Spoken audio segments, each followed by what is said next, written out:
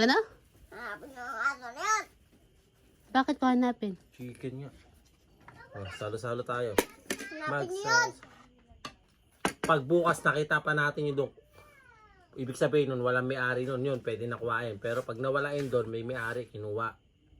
Pero pag ando pa yun, pwede natin kuhain bukas. Ganun yun. Bukas. At wala na. Hindi pa nga na kayo hinahanap na may-ari eh. Anong kulay ng tuta? Brown. Ba't gusto mo ampunin yun? Gusto ko eh. Bakit nga gusto mo? Gusto ko nga. Bingin ba kayo? Ang dami natin tuta. Ang dami na natin tuta. Nanganak pa si Papi. Oh. Bigyan na lang tayo ng anak ni Papi. Eh ako na. Sabi mo matulog.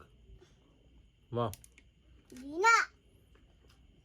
Gusto ko nga yung ampun ng aso na yun eh. Bakit ayaw ko ampunin? Tsaka na tayo mag-ampon. Lahat na lang mga aso natin doon, puro ka-ampon. Gusto ko nga yun eh. Para mo na gusto. Malaki na ata yun eh. Maliit pa.